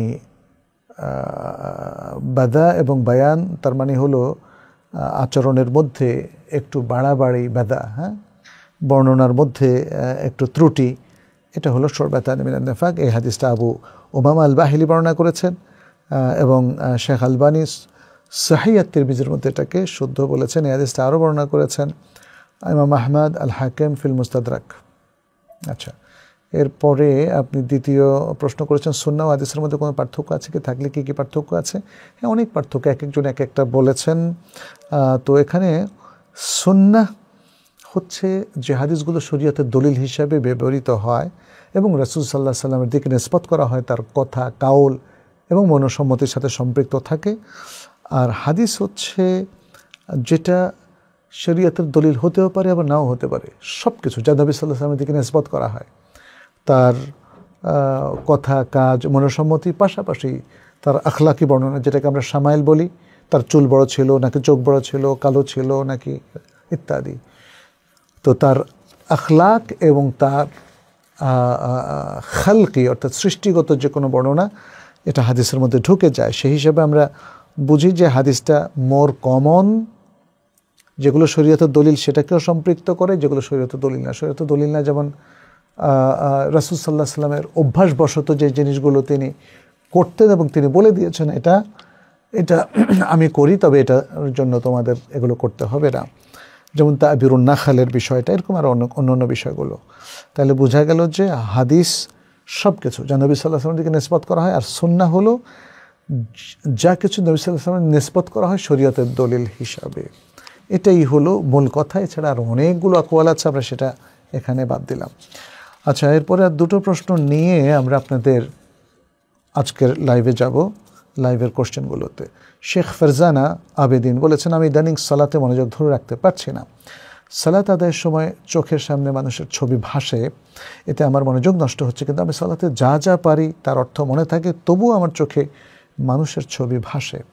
এমনকি সবসময় সমস্যা হচ্ছে, কিন্তু আগে আলহামদুলিল্লাহ এমন হতো না। এই সমস্যা থেকে উত্তরণের উপায় কী? এখানে আপনার জীবনের মধ্যে নিশ্চয়ই কিছু ডিস্টরশন অথবা ডিস্টারবেন্স ঘটেছে। আপনার ইবাদতের লেভেলে কিছু ত্রুটি হচ্ছে, অথবা আপনি কোনো পাপে সম্পৃক্ত হচ্ছেন, অথবা আপনি কোনো খারাপ কোনো চিন্তা করছেন যেটা আপনাকে ডিস্টার্ব করছে। আপনি একটা পবিত্র জীবন যাপন করেন, আল্লাহর কাছে ক্ষমা চান, সকাল সন্ধ্যার আদকারগুলো পড়েন, এবং আমরা যেটা আজকে প্রথম প্রশ্নের মধ্যে বলেছি যে আপনি ইবাদত অভ্যস্ত হন, ইবাদতটাকে এনজয় করেন। এনজয় করার জন্য যে প্রক্রিয়াগুলো বলেছি সেগুলো আপনি অ্যাডপ্ট করেন, তাহলে দেখা যাবে যে ইনশাআল্লাহ আপনার চোখের সামনে আর কোনো ডিস্টার্বিং কিছু আসবে না। এটা শয়তানের পক্ষ থেকে ওয়াসওয়াসা, মনে রাখবেন। শয়তান সারাক্ষণ আমাদের পিছনে লেগে আছে, এগুলো কিন্তু কোনো গল্প না, সত্য। আপনি যখন সালাত পড়েন, শয়তান চায় আপনার নানাভাবে সালাতটাকে নষ্ট করতে, আপনাকে ভুলিয়ে দেয় রাকাত সংখ্যা, এবং আপনাকে এটা একটা সন্দেহ ঢুকিয়ে দেয় যে আপনার অজু টুটে গেল কি না। হ্যাঁ, এই জন্য নবী সাল্লাল্লাহু আলাইহি ওয়াসাল্লাম বলছেন এই ওয়াসওয়াসাগুলোর দিকে তাকানো যাবে না, বেনা করতে হবে ইয়াকিনের উপরে। আর যদি কেউ মনে করে তার অজু টুটে গেছে, তাহলে সেটাও ইয়াকিনের উপরে, সন্দেহকে তাড়িয়ে দিতে হবে। ইয়াকিনটা হলো কি, সে হয়তো শব্দ শুনবে অথবা গন্ধ আসবে, এছাড়া তার অজু টুটবে না। এভাবে নবী সাল্লাল্লাহু আলাইহি ওয়াসাল্লাম এগুলোর শুদ্ধ ট্রিটমেন্ট করেছেন। আমরা আপনাকে সেটাই বলবো, আপনি নিজের উপর নিয়ন্ত্রণ রাখবেন, এবং আপনি সুন্দর করে ইবাদতকে চর্চা করবেন, সুন্নাহ ফলো করবেন, নিজেকে স্ট্রং করবেন, কনফিডেন্স লেভেলটা যেন আপনার হাই থাকে, তাহলে দেখবেন যে আপনাকে আর কেউ ওয়াসওয়াসাও দিচ্ছে না, শয়তান পরাজিত হয়ে চলে যাবে ইনশাআল্লাহ। শাহবাজ আলম বলেছেন, অনলাইনে ইসলাম স্টাডিজের কোনো প্ল্যাটফর্মের কোর্স করলে, কোন প্ল্যাটফর্মের কোর্স করলে ভালো হবে? আপনি দেখতে পাচ্ছেন আমাদের এখানে তাইবা একাডেমি রয়েছে।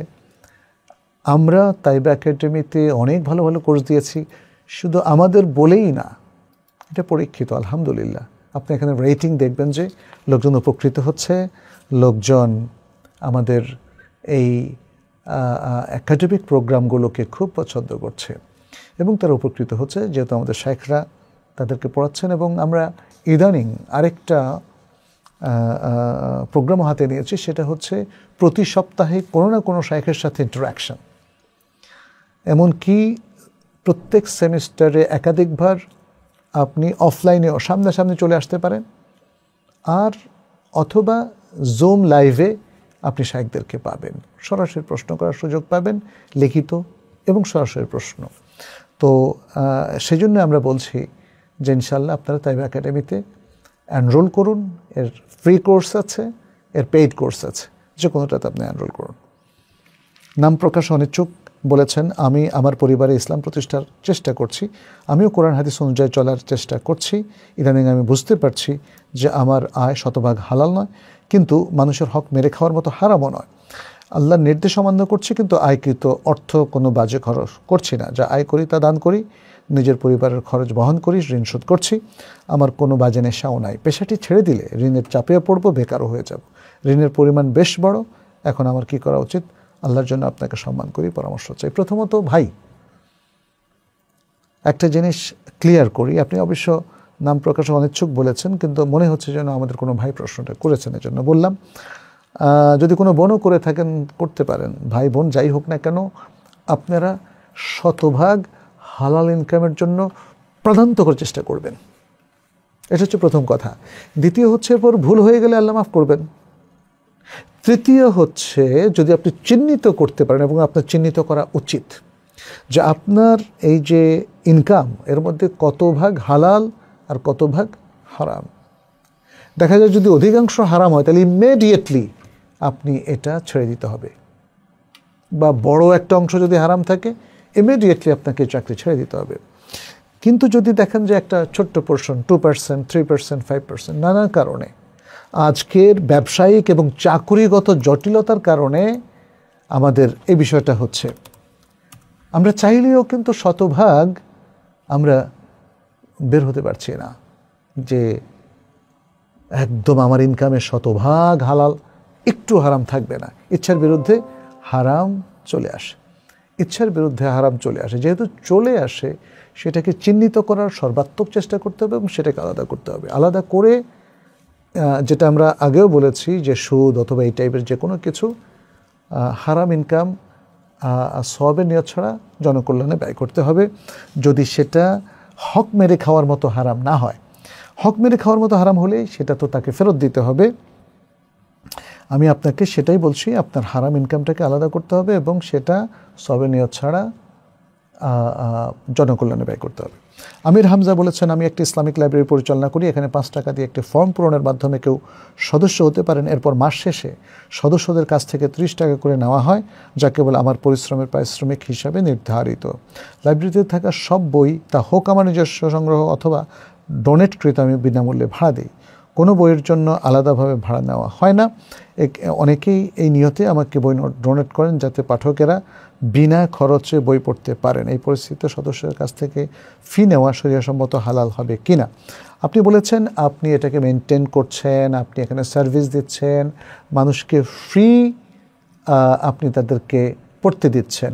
এটা একটা সার্ভিস, এটার একটা বাজার মূল্য আছে।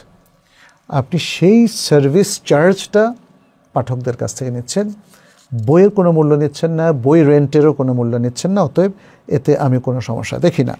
রায়হান হোসেন বলেছেন, এটা ওয়েবসাইট থেকে নেওয়া একটা প্রশ্ন, বলেছেন আমি অবিবাহিত, আমার কাছে নিজস্ব কিছু অর্থ আছে যেটা দিয়ে আমি ব্যবসায়ী বা উদ্যোক্তা হতে চাই, কিন্তু সে অর্থের পরিমাণ সীমিত, যেটা দিয়ে হজের প্রায় পূর্ণ খরচ বহন করা সম্ভব। এক্ষেত্রে আমার করণীয় কি? আগে হজ করব নাকি ব্যবসা করব? জানিয়ে উপকৃত হবেন। দেখুন ভাই, একজন ব্যক্তি যখন তার কাছে কিছু টাকা জমা হয়, সেটা দিয়ে সে ব্যবসা শুরু করতে পারে, উদ্যোগ দিতে পারে, এতে কোনো সমস্যা নেই। যখন সে ব্যবসা খরচ করে ফেললো, তখন দেখা গেল যে আর হজ করা যাচ্ছে না, তাহলে হজ আর ফরজ হচ্ছে না। হজ তো সারা বছর করতে পারবেন না, হজ করবেন হজের মাসগুলোতে। এখন আপনার কাছে মহরম মাসে 10 লাখ টাকা এসেছে, আপনি এটা খাটিয়ে ফেললেন, এটা এমনভাবে খাটালেন যে এখন আর এর থেকে ক্যাশ বের করে হজে যাওয়া সম্ভব না, তাইলে যাবেন না। কিন্তু আপনি যদি দেখেন যে আপনার উপর হজ ফরজ হয়েছে, যদি আগে হয়ে থাকে, তাহলে যেমনি পারেন আগে হজ করবেন। যদি এই টাকার মাধ্যমেই হজ ফরজ হয়, তাহলে হজটাকে আগে করবেন, কারণ ফরজটাকে আমরা আগে করার পক্ষপাতী। কিন্তু যদি আপনি কিছু টাকা জমা হওয়ার পরে আপনি ব্যবসায় কোনো উদ্যোগ গ্রহণ করতে চান, সেটাও জায়েজ আছে, তখন হজটা পেন্ডিং থাকবে, কারণ টাকাগুলো সব খরচ হয়ে গেছে, এই মুহূর্তে হজ করা সম্ভব নয়। কিন্তু আপনার এই যে ইনকাম, এই যে ব্যবসা, এই যে উদ্যোগ গ্রহণ করলেন, সেটা থেকে হজের খরচটা বের করে আনা সম্ভব কিনা 1 বা 2 বছরে, তাহলে ওই 1-2 বছর পরে আপনার উপর হজ ফরজ হয়ে যাবে। আমার মনে হয় এইভাবে ক্যালকুলেট করে আপনি হজ ফরজের বিষয়টাকে চিহ্নিত করবেন এবং তারপরে দ্রুত হজ করার ব্যবস্থা গ্রহণ করবেন। অ্যাকাউন্টিং নিয়ে পড়াশোনা বা চাকরি করা কি ইসলামী শরীয়তে হালাল হবে? এখানে সুদ, ভ্যাট, ট্যাক্স ইত্যাদি নিয়ে কাজ করতে হয়। আসলে অ্যাকাউন্টিং নিয়ে পড়াশোনা, চাকরি করার উদ্দেশ্যটা কি, এটার উপর সাথে রিলেটেড হবে। আমাদের সমাজে রাহাজানি হয়, চুরি হয়। আমি যদি বলি যে চুরি তো খুব খারাপ জিনিস, এর শব্দটা পড়বই না, বলবই না। চুরির বিধান তো কোরআনই বলছে, আস-সারিকু ওয়াস-সারিকাতু ফাকতাউ আইদিয়াহুমা। তাহলে চুরি নিয়ে পড়াশোনা করা, কাজ করা, এটা তো শরীয়তে নিষিদ্ধ না। নিষিদ্ধ হচ্ছে চুরি করা। সুদ নিয়ে পড়াশোনা করা, ভ্যাট ট্যাক্স নিয়ে পড়াশোনা করা, এটা তো নিষিদ্ধ না। নিষিদ্ধ হচ্ছে শরিয়া পন্থার বাইরে গিয়ে সুদ খাওয়া, সুদ দেওয়া, সুদ লেখা, সুদে সাক্ষী হওয়া, কিংবা ভ্যাট ট্যাক্স, এগুলো যদি শরিয়ার সীমারেখা লঙ্ঘন করে আরোপ করা হয় তাহলে সংশ্লিষ্ট ব্যক্তিরা গুনাহগার হবেন এবং অত্যাচারকারী হিসেবে গণ্য হবেন। এগুলোর শরঈ কিছু পন্থা আছে, সেই পন্থা মুসলিম জনপদে, মুসলিম রাষ্ট্রে ফলো করা উচিত। মোহাম্মদ হাবিব বলেছেন, আমি আশা করছি, আপনি বলছেন আশা করছি আল্লাহর রহমতে ভালো আছেন। আলহামদুলিল্লাহ, আলহামদুলিল্লাহ। বলেছেন, প্রথমে আপনার কাছে আমার সম্মানিতা মায়ের জন্য দোয়া চাচ্ছি। আমার সম্মানিতা মমতাময়ী মা গত 27শে আগস্ট বুধবার আল্লাহর রহমতে দুনিয়া থেকে বিদায় নিয়েছেন। ইন্না লিল্লাহি ওয়া ইন্না ইলাইহি রাজিউন। হ্যাঁ, এটা একটা মুসিবা, সেই হিসেবে আপনি ইন্না লিল্লাহ পড়েছেন, ওকে। আর আপনার মায়ের জন্য আমাদের দোয়া থাকলো, আল্লাহ যেন তাকে ক্ষমা করে দেন, তাকে জান্নাতুল ফেরদাউস নসিব করেন। আমার মাকেও, আমার বাবাকেও এবং আপনাদের যাদের মা বাবা মারা গিয়েছেন, আল্লাহ সবাইকে ক্ষমা করুন, সবাইকে জান্নাতুল ফেরদাউস নসিব করুন। মন থেকে সে দোয়া করছে।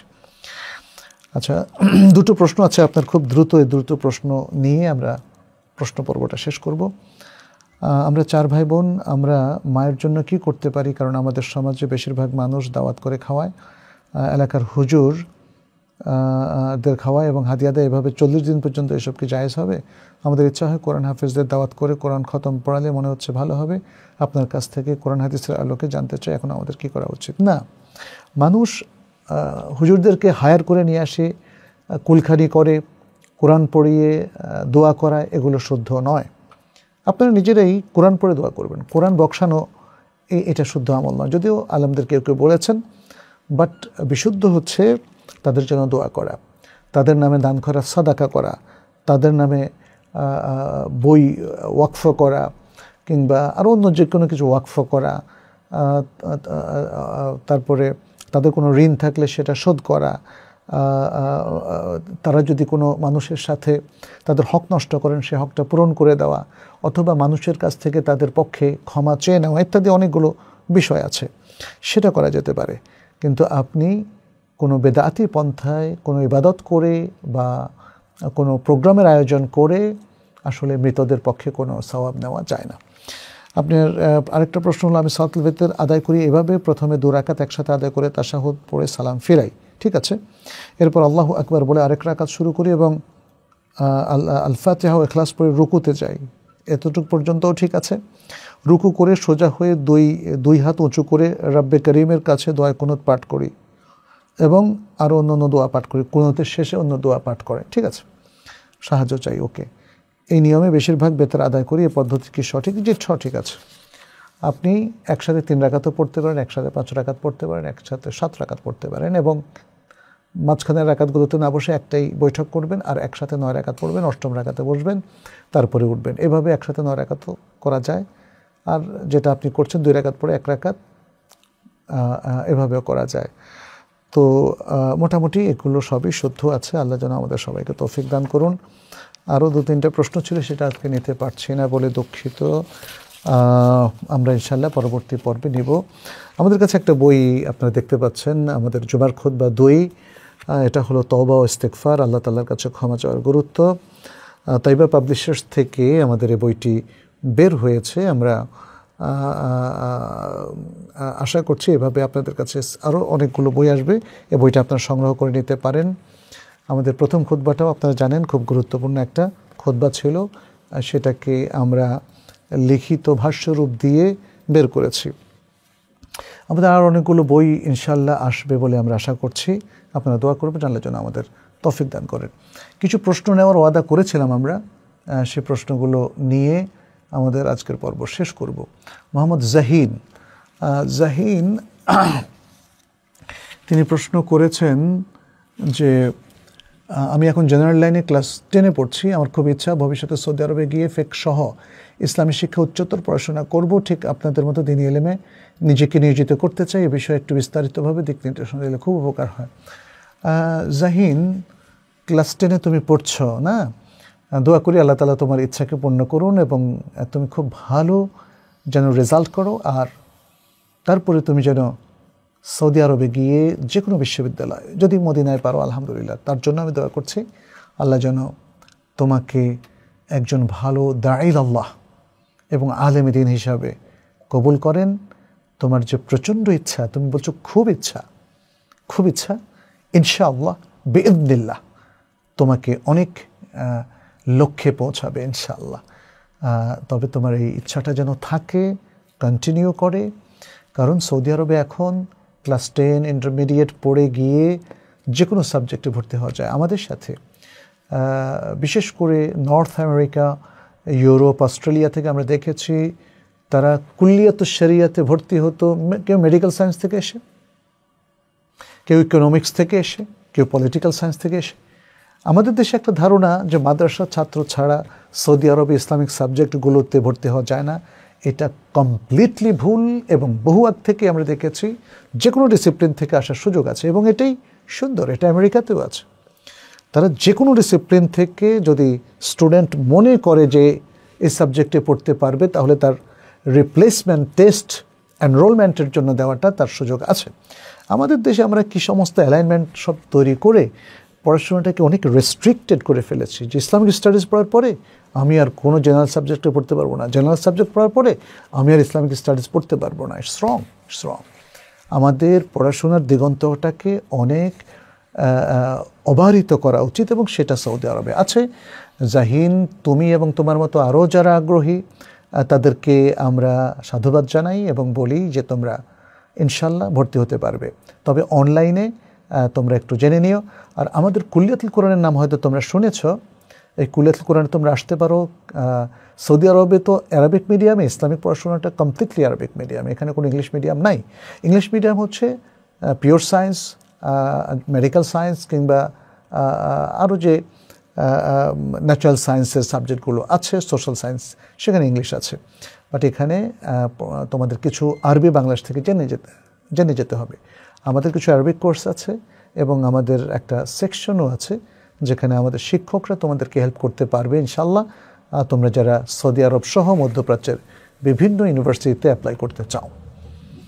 মোহাম্মদ হাবিব বলেছে, আমি একজন অবিবাহিত ছেলে, আলহামদুলিল্লাহ আমার বয়স 27 বছর চলে। আমি নিয়ত করেছি আল্লাহর রহমতে আমি বিবাহ করব, কিন্তু সবচেয়ে বড় সমস্যা হচ্ছে দেনমোহর নিয়ে। এখানে আমার খটকা লাগে যে দেনমোহর কি এবং কাবিন কি। দেনমোহর হলো মাহার, যে টাকাটা একজন বর তার স্ত্রীকে বিবাহের সময় দান করবে না, দেবে। এটা দান না, এটা হলো আসলে মূলত স্ত্রীর হক। এটা স্ত্রীর হক। কোরআন এটা দেওয়াটাকে ফরজ বলেছে।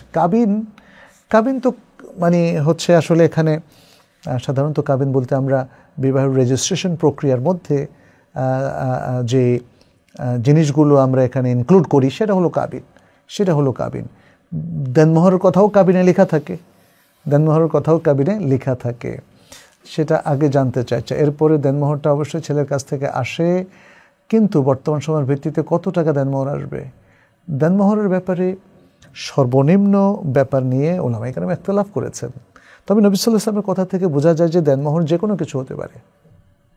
এটা হতে পারে আপনি স্ত্রীকে একটা উমরা করাইলেন, একটা হজ করাইলেন, হতে পারে যে আপনি তাকে কোরআন শেখালেন, হতে পারে আপনি তাকে 1 লাখ, 5 লাখ, 5,000, 10,000, 3,000 টাকা দিলেন, হতে পারে 1 খণ্ড জমি দিলেন, একটা ফ্ল্যাট দিলেন। অর্থাৎ যেটা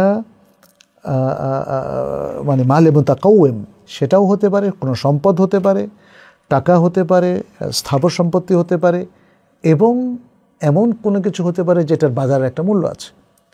আপনি পড়ালেন, এটা একটা মূল্য আছে। একটা উমরার একটা মূল্য আছে, তাই না? উমরার খরচটা উমরার মূল্য, হজের খরচটা হজের মূল্য পাবে।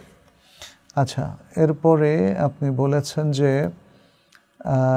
সবচেয়ে বড় সমস্যা হচ্ছে, ধরেন আমি যদি মেয়েকে 1 ভরি স্বর্ণ দেনমোহর হিসাবে দেই, তাহলে কি টাকাও দেওয়া লাগবে না? এটা according to your mutual understanding. এখানে আপনার টাকাও দিবেন, স্বর্ণ দিবেন, এটাও হতে পারে। স্বর্ণ দিবেন, টাকা দিবেন না, এটাও হতে পারে। টাকা দিবেন, স্বর্ণ দিবেন না, এটাও হতে পারে। বর্তমান সময় দেখা যাচ্ছে স্বর্ণও দেওয়া লাগে, আবার টাকাও দেওয়া লাগে। এরপর দেখা যায় না, এটা দেওয়া লাগে কোথায়? এটা তো এমন কোনো নিয়ম নেই। এটা হচ্ছে আপনি কনে পক্ষের সাথে চুক্তি করবেন, তাদেরকে রাজি করবেন, এই। আর কনে পক্ষ অবশ্য আপনার কাছে ডিমান্ড করতে পারে যে হ্যাঁ, আমাদের মেয়েকে আপনার কাছে বিয়ে দিব, 5-6 লাখ টাকা হোক বা এত ভরি স্বর্ণ হোক, এটা হতে পারে। দেনমোহর নির্ধারণ করা ছাড়া কমপ্লিট করা হয় না আপনি বলেছেন। আমি দেনমোহরটা কখন আদায় করব, বিয়ের প্রথম রাত্রি না আরও আগে? আপনি বিয়েটা যখন ঠিক হয়ে যাবে আগদের সাথে সাথে দিয়ে দিলে ভালো। এটা অনেকেই আগে দেন, আগে দিতে অসুবিধা নাই যখন আপনি শিওর হন। তবে যদি আগদের আগে দিয়ে পরে রাখদ না হলে বিয়ে ভেঙে গেল, তাহলে তারা ফেরত দিতে বাধ্য হবে। হ্যাঁ, আপনি বলেন আমি বড় বেকায়দায় পড়ে আছি, আশা করি বিস্তারিত আলোচনা কোরআন হাদিস থেকে বুঝিয়ে বলুন। আমি তো বুঝিয়ে বলেছি, কোরআনের হাদিসগুলো এখানে বললাম না, কারণ এগুলো অনেকগুলো আয়াত, অনেকগুলো হাদিস। নবী সাল্লাল্লাহু আলাইহি ওয়াসাল্লাম বলেছেন আপনি বরং islamq.info থেকে এগুলো পড়ে নেবেন, অথবা islamonline.com, islamweb.com, আরবি ইংরেজি উভয়টাতে সুন্দরভাবে মেনশন করা আছে। পারভেজ টপি বলেছেন কোনো মুসলমান নাস্তিক হয়ে গেলে পরবর্তী যদি আবার দিনে ফিরে আসতে চায় তাহলে কি তাকে নতুন করে শাহাদা পাঠ করতে হবে? হ্যাঁ, অবশ্যই। কিন্তু মনে রাখবেন, মুখে শাহাদা, এটার বাইরেও সে মনে মনে শাহাদা পাঠ করলেও সেটা হয়ে যাবে, তবে এটা তো ডিক্লেয়ার করতে হবে সে নাস্তিক হয়ে গেছে। এখন কিভাবে মানুষ জানবে যে সে আবার মুসলমান হয়েছে? অবশ্যই তাকে শাহাদাত পাঠ করে এবং সালাত পড়ে বাহ্যিক আমল দিয়ে তাকে দেখাতে হবে। শারমিন আক্তারের একটা প্রশ্ন নিয়ে আমি শেষ করব। আপনি বলেছেন সম্মানিত শাইখ, নতুন করে দিনে ফেরা কোনো ছেলে যদি কোনো ধার্মিক মেয়েকে বিয়ে করতে চায় তাহলে কি তাদের বিয়ে কি শরিয়া সম্পন্ন হবে? ধার্মিক দিনে ফেরা, নতুন করে দিনে ফেরা কোনো ছেলে ধার্মিক মেয়ে বিয়ে করলে তাদের বিয়ে কেন শরিয়া ভিত্তিক সম্পন্ন হবে না? অবশ্যই হবে। হাদিসে বলা আছে এখন পুরুষদের বিবাহ করো যারা ধার্মিক ও জ্ঞান অন্বেষণ করে। আপনি বলছেন যে নতুন করে একজন দিনে ফিরলেন, দিনদার হলেন, দিনদার তো হলেন, বরং অনেক সময় নতুন দিনদার ছেলে কিংবা নতুন দিনদার মেয়েরা অনেক ভালো, কিন্তু অনেক সময় হয় কি তাদের হয়তো জ্ঞানের পরিপক্কতা না থাকার কারণে তারা নানা ধরনের ফিতনায় লিপ্ত হয়ে পড়ে বা ভুল দিকে চলে যায় বা অন্যরা তাদেরকে বিচ্যুত করে। কিন্তু আমরা যেটা দেখি যে সত্যিকার অর্থে সিনসিয়ারলি কোনো আমাদের ভাই অথবা বোন যদি দিনে ফেরেন, তাদের দিনদারির মান অনেক বড় রেগুলার মুসলিমদের চাইতে, তো এই বিবাহটা শুদ্ধ হতে কোনো অসুবিধা দেখছি না। যাই হোক, আমি আজকে এতটুকু বলে শেষ করছি। আল্লাহ আমাদের ক্ষমা করুন, আল্লাহ আমাদের ভুল ত্রুটি মাফ করে আমাদেরকে এলেম ভিত্তিক আমল করার তৌফিক দান করুন, জীবন গড়ার তৌফিক দান করুন।